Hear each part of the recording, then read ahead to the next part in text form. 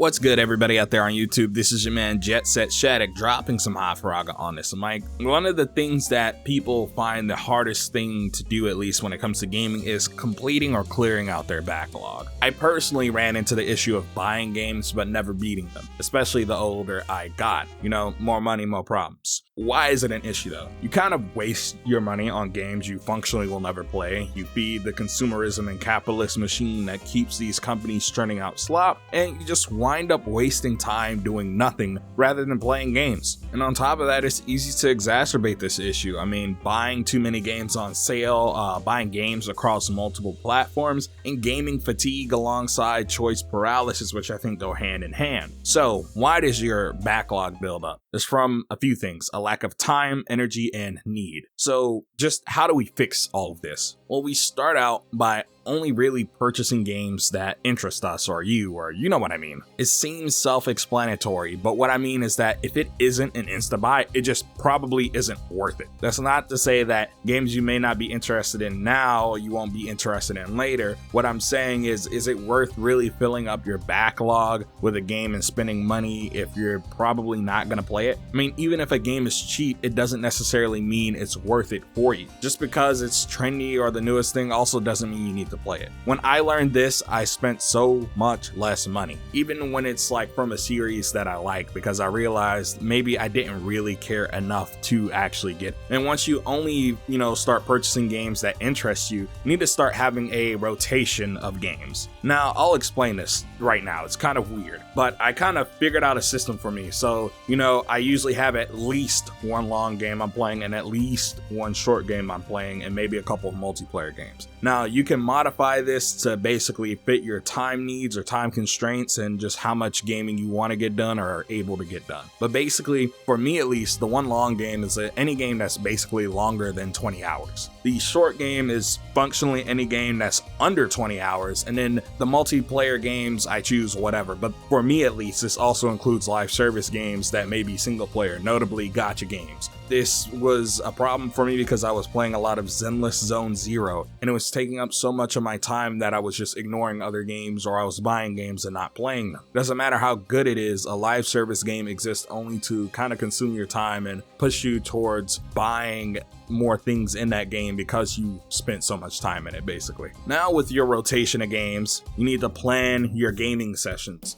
Now, I kind of use How Long to Beat to help with this and figuring out just basically rough game links and figure out my sessions for the week. Example, if I have a game that's 20 hours and I know I probably only have 2 to 3 hours per day to play, maybe for 3 days that week, I exclusively play that game. If I have 5 days that week to play, then one session may go to multiplayer gaming and the other session may go to any other game of my choice. Once I do this, I flip-flop between the two until I beat one of the games and have to replace it. Simple as that. When you plan out your sessions, they become more meaningful. You enjoy the games a lot more and you feel like you get more progress without stressing too much. It's just all around more productive. I find that I stress out a lot more when I don't know, if I'm really gonna continue playing a game. This last one is actually, I think, the most important one, and that's basically gaming on whatever is easiest for you to play games on. Stressing out over choosing what you're gonna do just kind of hurts the gaming process in the long run. Sometimes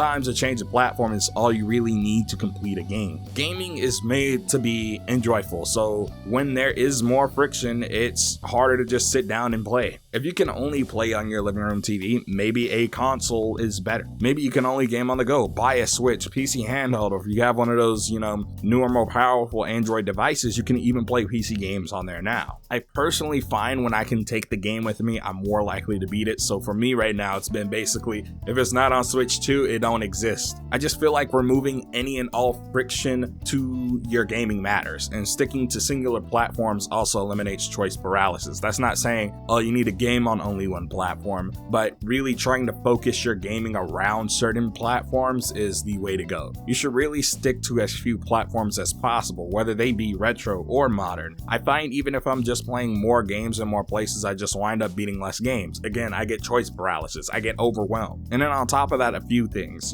one of the big extras is just play your games. The doom scroll is alluring, I'm not gonna lie. And watching content about video games is great, but you have to sit down and actually play. And that sounds counterintuitive to this video because I would want you to watch it, but I find that I wind up watching more things about video games than I actually wind up playing nowadays. And it's kind of, you know, again, taking away from my hobby. Gaming should functionally be frictionless, and that's why I kind of opt to stay away from PC unless it's like niche indie titles. And then on top of that, I modify this sometimes. Like sometimes I'm playing 2 or 3 long games. Sometimes I'm playing 2 or 3 short games at the same time. It's whatever works for you. I kind of constructed this as a skeleton because during some times a year, like notably during Christmas and the beginning of the year, this is actually harder for me to play video games in general. But if you guys have kept up with me, I've been playing quite a few games.